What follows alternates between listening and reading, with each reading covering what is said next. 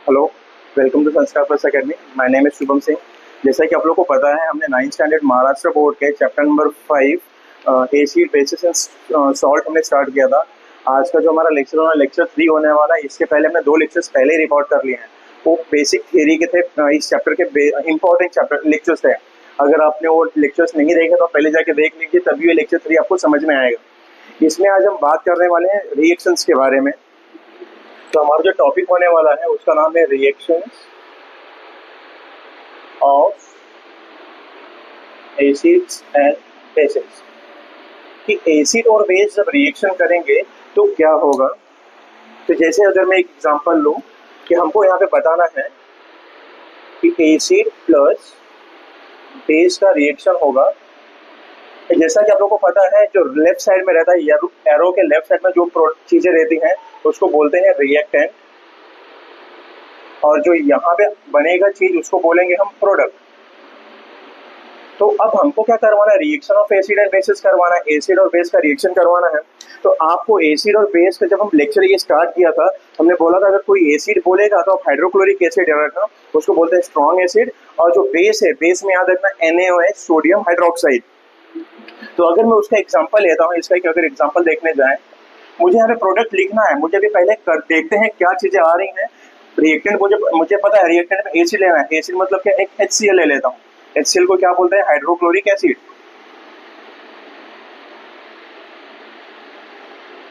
Hydrochloric acid plus एक base लेना है। बेस हम ले लेते हैं NaOH। NaOH को बोलते हैं सोडियम हाइड्रोक्साइड।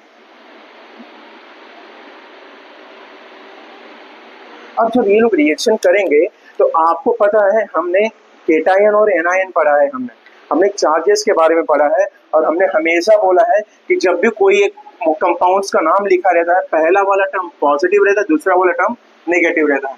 फर्स्ट वाला टर्म पॉजिटिव, सेकेंड वाला टर्म नेगेटिव रहता है। तो अब इसके अंदर होता क्या है, आप किसी एक को या तो प्लस को कंसिडर करो या तो माइनस को कंसिडर करो। तो मैं क्या करता हूँ, मैं बेटर अंडरस्टैंडिंग के लिए क्या करवाता हूँ, माइनस को चेंज करवाता हूँ मैं। तो माइनस में क्या होगा, इतना याद रखना, यहाँ पे ये वाला टर्म माइनस है और यहाँ पे OH वाला टर्म माइनस है। आपको कुछ नहीं करना है, बस माइनस वाले टर्म को, ये वाला माइनस टर्म उसके पास भेज देना है और ये वाला माइनस टर्म इसके पास भेज देना। कैसे, देखिए, ये वाला टर्म इस OH की जगह पे चला जाएगा और ये OH वाला फैक्टर यहाँ पे चला आएगा। बस आपको इतना करना है। अब जब हम करेंगे तो देखिए क्या बनता है, H प्लस है मेरे पास, H प्लस है। मैंने क्या बोला, ये Cl को हटाना है। जब ये Cl यहाँ से हट जाएगा तो कौन आएगा, यहाँ पे OH आएगा। क्या आ जाएगा, OH आ जाएगा। अभी भी ये प्लस और माइनस में है, कोई चेंज नहीं हो रहा है। प्लस दूसरा क्या, यहाँ पे Na एज इट इज बचा है, Na एज इट इज बचा है, Na प्लस में। अब OH तो यहाँ पे चला आया, इसकी जगह पे कौन आएगा, क्लोरीन आएगा। कौन आएगा, क्लोरीन आएगा। और क्लोरीन क्या रहेगा, माइनस में रहेगा। अब HOH को मैं लिख सकता हूँ H2O। क्या लिख सकता हूँ, OH को क्या लिख सकता हूँ, 2H है ना, तो H2 हो गया और O हो गया, प्लस NaCl। जैसा कि आपको पता है, H2O को क्या बोलते हैं, वाटर, प्लस NaCl को क्या बोलते हैं, सॉल्ट। ये क्या हो गया, सॉल्ट बन गया। मतलब क्या होगा, जब भी आप एसिड और बेस को रिएक्शन करवाओगे तो क्या बनेगा, वाटर एंड सॉल्ट बनेगा। ये तो फर्स्ट एग्जांपल हो गया। हम एक दूसरा एग्जांपल देख लेते हैं जो आपके बुक में है। दूसरा एग्जांपल है नाइट्रिक एसिड HNO3 प्लस, इसको आपको रिएक्ट करवाना है HCl के साथ में। सॉरी, एक मिनट, इसको you have to make a reaction with, ये हो गया टर्म एसिड। हाँ, क्या ये एसिड हो गया। और दूसरा किससे रिएक्शन करवाना है अपने को, बेस से। तो बेस क्या लेना है, यहाँ पे KOH ले लो आप। क्या ले लो आप, KOH। यहाँ पे जो एसिड है इसी को आप बोलते हो नाइट्रिक एसिड। क्या बोलते हैं, नाइट्रिक एसिड। और यहाँ पे जो बेस है, इस बेस का नाम है पोटेशियम हाइड्रोक्साइड। इस बेस का नाम है पोटेशियम हाइड्रोक्साइड। अब यहाँ पे भी सेम टर्म, पहला वाला टर्म पॉजिटिव और सेकेंड वाला टर्म नेगेटिव। इसको बोलते हैं हाइड्रोजन नाइट्राइड बोलते हैं, हाइड्रोजन नाइट्राइड भी बोल सकते हो इसको आप। तो यहाँ पे क्या करना है, इस नेगेटिव को और इस नेगेटिव को क्या करना है, आपस में इंटरचेंज कर देना। ये यहाँ पे आ जाएगा और ये कहाँ पे चला जाएगा, इधर। तो इससे अपने को एक नया चीज बनेगा, देख लेते हैं।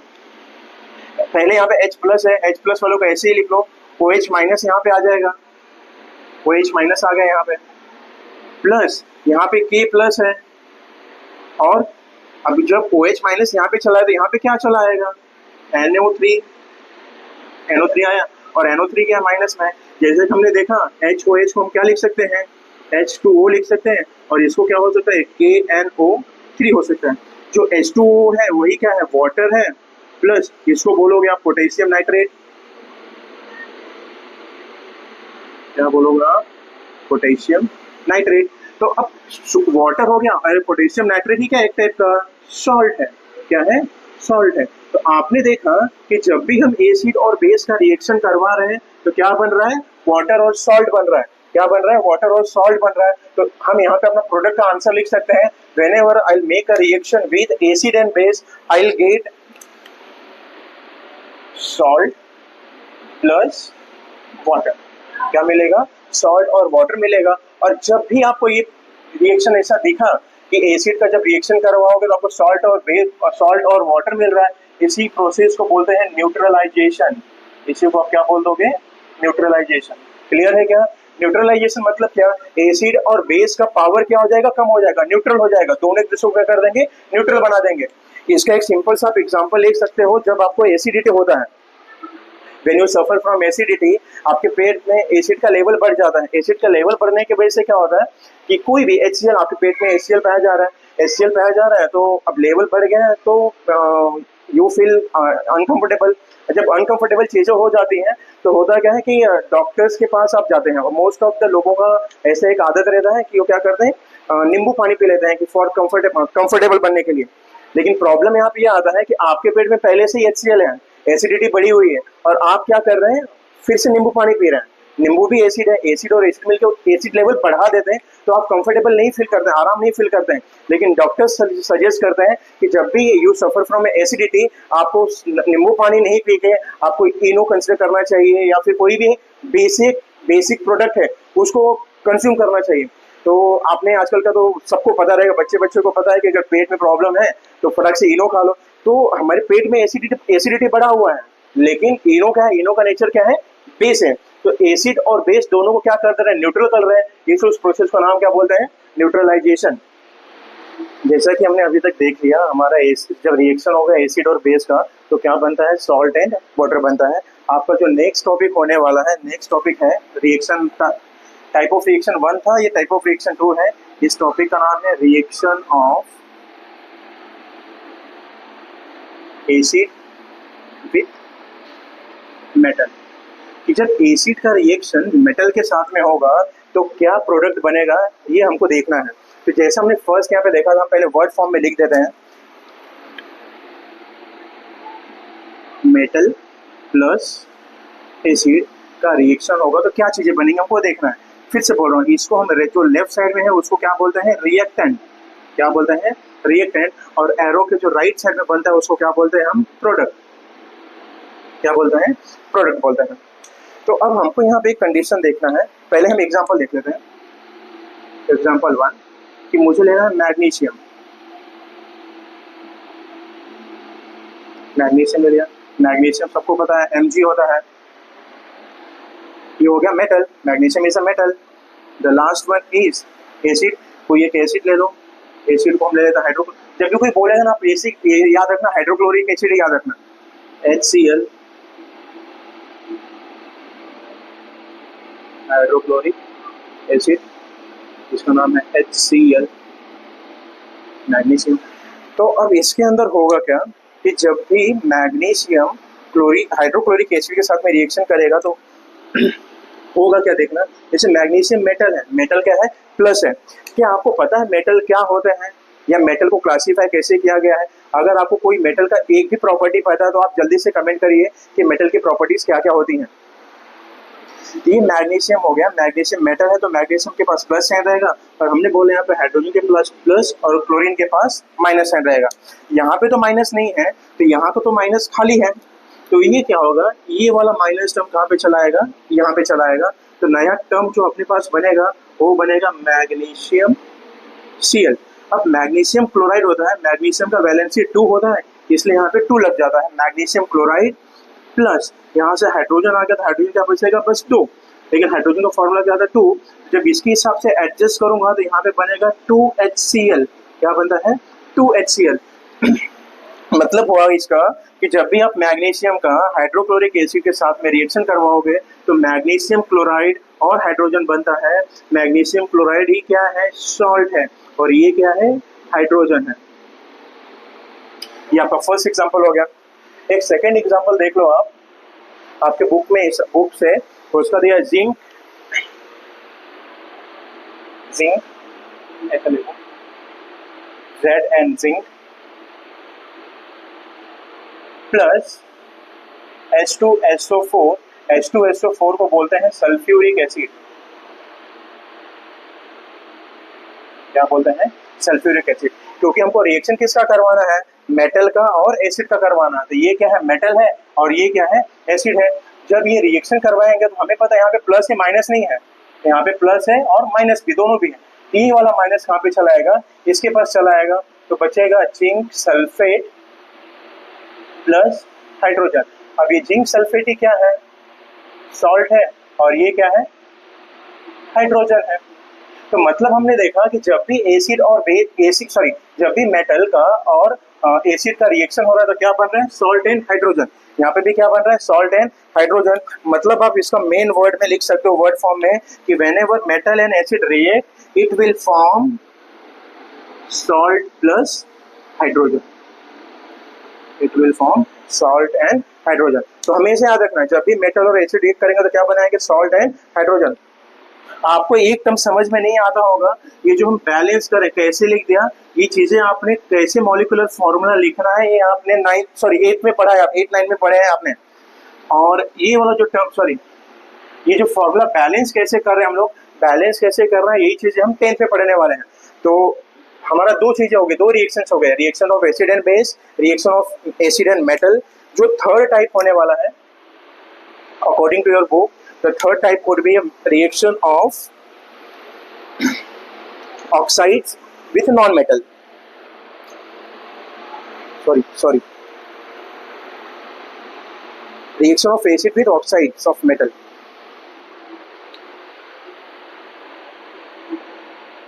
Reaction of acids with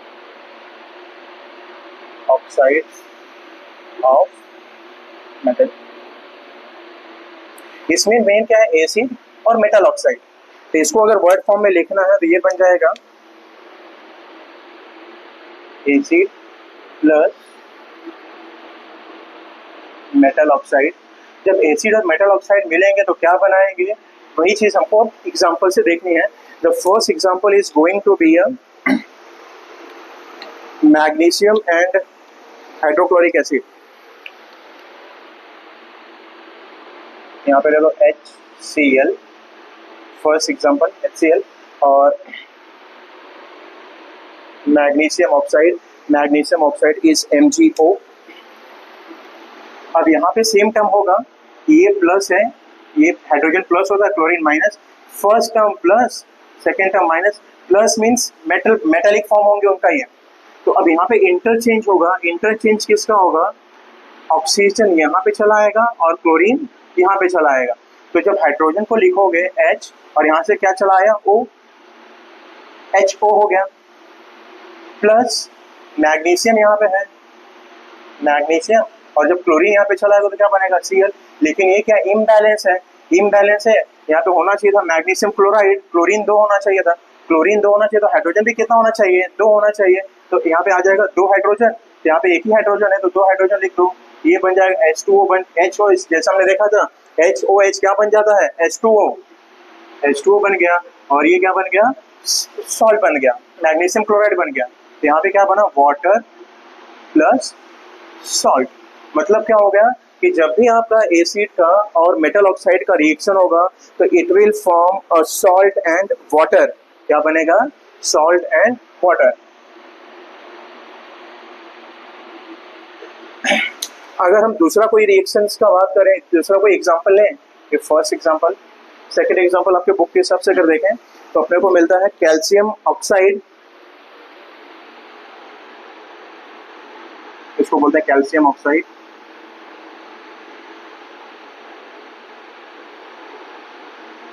का रिएक्शन करवाया उन्होंने मेटल के साथ में, सॉरी एसिड के साथ में, HCl के साथ में। तो यहाँ पे जब रिएक्शन हो रहा है तो बनेगा कैल्शियम क्लोराइड, क्या बनेगा, कैल्शियम क्लोराइड प्लस H2O, और यहाँ पे याद रखना 2 हाइड्रोक्लोरिक एसिड के कितने मॉलिक्यूल हैं, 2 मॉलिक्यूल हैं।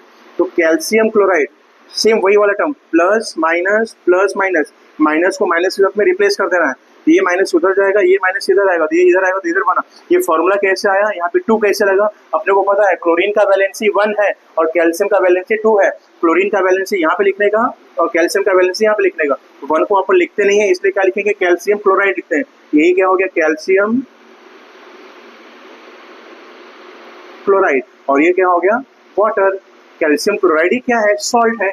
मतलब क्या, इससे इन 2 एग्जांपल्स आपको समझा कि whenever acid will react with a metal oxide it will form salt and water as a product, क्या बनेगा, प्रोडक्ट बनेगा ये। Now move to the fourth type. Fourth type का जो रिएक्शन है आपके बुक में वो दिया है reaction of basis with oxides of non metal.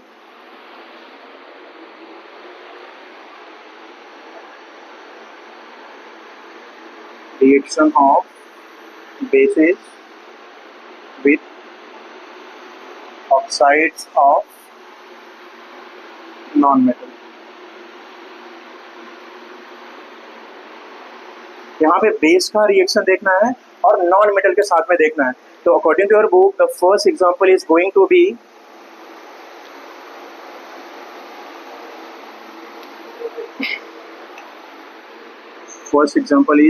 Carbon dioxide plus NaOH, plus क्या रहेगा, NaOH। और जब आप चेंज करने जाओगे तो यहाँ पे आप देखोगे ना, यहाँ पे बस आपके पास नेगेटिव टर्म है, क्या है, नेगेटिव टर्म है।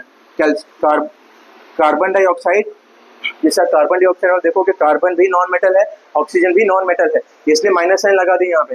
लेकिन हमने देखा ये सोडियम हाइड्रोक्साइड है, हमने देखा पहली बार नहीं लिख रहा है, ये देखो लिखा है NaOH, क्या लिखा, सोडियम हाइड्रोक्साइड। ये सोडियम हाइड्रोक्साइड है, पहला टर्म सोडियम प्लस और दूसरा टर्म माइनस। अब होगा क्या, इनके पास दोनों है लेकिन इसके पास नहीं है, तो अब क्या होगा, ये माइनस को एज इट इज रहने दो और ये कहाँ पे चला आएगा, इधर चला आएगा, तो कार्बन डाइऑक्साइड के साथ में रिएक्शन कर लेगा, ये बनेगा Na2CO3। बस थोड़ा सा एक चीज एडजस्ट कर लिया उन्होंने कि कार्बन के जो मॉलिक्यूल्स को बढ़ा दिया, और आपने पढ़ा है इसको क्या बोलते हैं, इसको ही बोलते हैं वॉशिंग सोडा, सोडियम कार्बोनेट, क्या बोलते हैं,